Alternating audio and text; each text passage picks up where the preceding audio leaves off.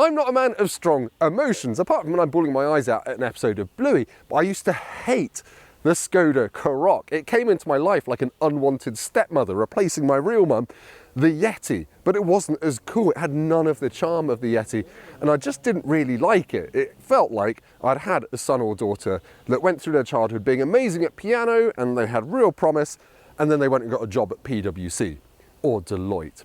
But I've grown up, I've mellowed, I've had kids, and I think the Karoq is now more aimed at me than ever. So in this video, we're going to find out what it's been like to live with a Skoda Karoq, and I'm going to be comparing it to my long-term daily driver, the bigger Skoda Kodiaq. I might go and kill those people who have a chainsaw over there, but they have a chainsaw, so I'm not going to do that. Let's just get on with it and excuse the noise. Deforestation in Surrey.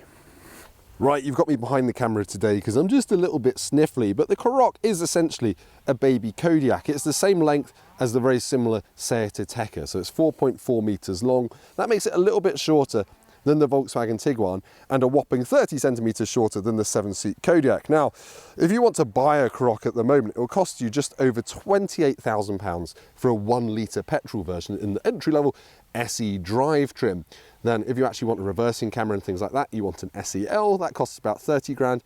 This one is a Sportline, you can tell, because it's got black roof rails, it's got black door mirrors, and it says Sportline there. And these cost from £35,000, except this one, being a press car, has got all the toys. It's got a 4-wheel drive system, it's got a 2 litre 150 horsepower diesel engine.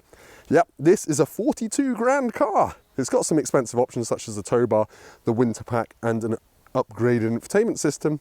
But yeah, it does look quite nice, although the 19-inch wheels have got these very plasticky aero hubcaps. I mean, no one goes around touching your wheels, hopefully, but that does feel a little bit naff, and I'm not sure how many more MPG that really gets you. Yeah, other things you get standard on the Sportline are full LED matrix headlights, which are brilliant. I've driven this at night a lot, and it is very, very good at lighting the way. And this being the facelift that came out a few years ago, you've got this little kink in the headlights there, which I think adds a bit more style to it. I think the pre-facelift version was, as I've said, just a bit bland. Now, on the inside of the Karoq, which is hopefully where you spend most of your time, unless you drive it from the roof like Mr. Bean, you get a nice flat bottom steering wheel on the Sportline model. Lesser models get a nice 2-spoke steering wheel. You get a digital dashboard, which can show you all your usual stuff like your MPG, sat-nav directions, and you've got an 8-inch infotainment system on all models, and this has got wireless Apple CarPlay. Android Auto you need to plug in, but it's just a very easy to use system, and I think Skoda has squashed most of the old bugs from this system. It used to be a bit crashy and a bit buggy. Now, being a Sportline, heated steering wheel on this one, which is very, very handy, and storage in here is pretty good. You've got a felt-lined bin up there for all your stuff. You've got nice door bins here with a little elastic strap on there, so you can put magazines and things like that in there. You've got a little bin in this one, space for a water bottle, and under the passenger seat you've got an umbrella. Now, Sportline gets these seats, which are quite nice. They're quite huggy. They're very similar to the ones in the Kodiaq VRS and the Octavia VRS. But if you are slightly broader, you might feel a bit uncomfortable in them. I'm a bit podgy and I'm largely okay, but it is worth testing them out if you're on the bigger side. Now, while the front of the cabin of the Karoq is almost identical to my Kodiaq, back here things are a little bit different. I haven't got quite as much legroom as in the middle row of seats in my Kodiaq, but it's still fine. I'm 6'3", that's my driving position. I've got acres of knee room, foot room, and headroom, even though I've got the panoramic sunroof on this version. I've got heated seats in the back, but what I don't have, and this is a bit of a letdown for the Sportline model, I don't have the VarioFlex seats. You get them on the SEL model only. You don't get them on entry level or the top spec for some reason. And they're the seats you can recline, slide, and whip out like in the Yeti. And if you're interested in my thoughts on the Skoda Yeti, click up there because I've done a video on it. It's got 500,000 views. I don't know how. There are a lot of Yeti lovers out there. But yeah, this is comfortable. I'm nicely reclined. I've got big door bins. This is a bit plasticky, but whatever. Who's doing that in real life?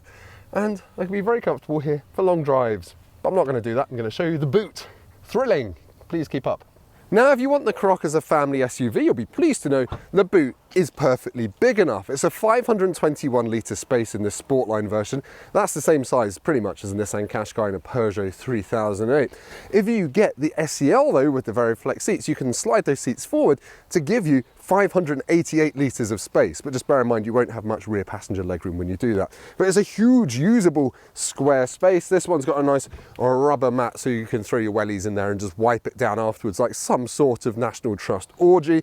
You haven't got any space under the boot floor because lo and behold, this one has a full-size spare wheel. No, sorry, it's got a space saver spare wheel, but it's got a spare wheel. You've got hooks up here for hanging your shopping bags, and you've got levers here so you can fold the rear seats down remotely, and then you've got quite a flat lip through, so if you're taking stuff to the tip it will work out quite well. I've also got a 12-volt socket. How can I talk for so long about the boot of the car? Because the Karoq has got a really good one. But hey, let's find out how it drives. So what is the Karoq like to drive? Well, easy in a word. It goes where you want it to. You can see out of it even over your back shoulder, which is quite rare these days. The automatic gearbox in this one does the right thing nearly all the time, and I have driven the manual version of this, and that's got such a light clutch, it's like putting your foot through a papier-mâché doll of yourself. Not that I've got one of those. The four-wheel drive system on this one is possibly an extravagance I would go without. I think just put winter tyres on a front-wheel drive one if you live somewhere where it gets very cold. I'm not talking about Scandinavia, I'm talking about Britain here. But yeah, it's a comfortable car. It irons out bumps reasonably well. This is a Sportline model which has got bigger wheels than most other Karoqs, but it's still not annoying. Even on that bumpy bit of the M25, it's a comfortable car. And I've driven the non-Sportline before as well, and that's almost exceptionally comfortable. It's just such a complete car. It's comfortable, it's easy to drive, and it's got a good range of engines. Now, one thing it isn't is sporty. It's not especially fast. It doesn't go around corners like a race car, but that's because it's a family SUV. It's not a Porsche 911. It's actually really good if you want a car to live with every day that's not going to get on your nerves. This is one of the best SUVs, and just everything about the steering wheel, the dashboard, all works how you'd want it to. Unlike perhaps, say, the Peugeot 3008, where you have to get used to the menus and everything and spend half an hour in your driveway before you actually drive the thing, this you can hop in and just feel comfortable. I really like it. It's unexciting, but it does the boring bits very well indeed. Now, just to touch on engine choices, the 1 litre petrol doesn't sound like much. With 110 horsepower and you think this is a reasonably big car, that's going to be struggling, but it doesn't. It actually feels surprisingly grunty, certainly around town, so don't overlook that if you mostly do local trips. Even on the motorway, it's not out of its depth, but if you do long journeys, this 2 litre diesel with 150 horsepower will get you more MPGs over long journeys, just it won't like short journeys quite so much.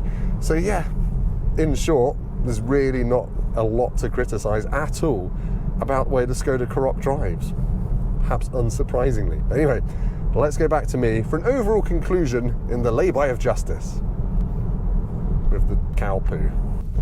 Ooh, that's a big hole. Bump, bump. So, to sum up, should you buy a Skoda Karoq? Well, if you're in the market for like a mid-sized family SUV, it should definitely be on your shortlist because it feels premium inside, it's well built, and I think now looks quite smart as well. I like the tech it's got. I like the wireless Apple CarPlay, the infotainment system works well, and it's pleasing to drive. It's not annoying, it's comfortable, and it's quite relaxing. It's not as sporty as, say, a Ford Kuga, but that's still not massively sporty. It's still an SUV after all. And I do like the Skoda's engine choices. Don't be put off the 1 litre if you mostly drive it around town. It is a good choice and it will save you some fuel. Otherwise, my pick would be the 2 litre diesel with 150 horsepower. Like this one, I would probably just go without the 4-wheel drive system, which saps some economy, and I don't really need it where I live. Anyway, but yeah, it has clawed its way back into my affections slightly. I don't love it as much as I like the Yeti, but as a do-it-all modern family car, it is hard to overlook. Now for the million-dollar question, would I pick the plucky little Karoq over its bigger brother, the Kodiaq? No, I wouldn't. I would save my money, get a second-hand Kodiaq rather than one of these, because I just like the Kodiaq's bigger boot, and if you do have kids, sometimes 7 seats are going to be useful. I think the Kodiaq looks a bit smarter as well. I'm a signed-up Kodiaq fanboy, what can I say? But if you don't need a massive boot, you don't need a 3rd row of seats, then yeah, not a bad choice whatsoever. Thank you so much for watching this video. If you've enjoyed it, please hit the big like button. It really helps me out. Also, subscribe to the channel if you're into car reviews, because I've got plenty more slightly sarcastic car reviews coming soon. Now, I'd like you to go down to the comments, leave me the check word for stepmother, I think. Thank you. Ah, just stepped in cow poo. It is that season. Yay! Poo season.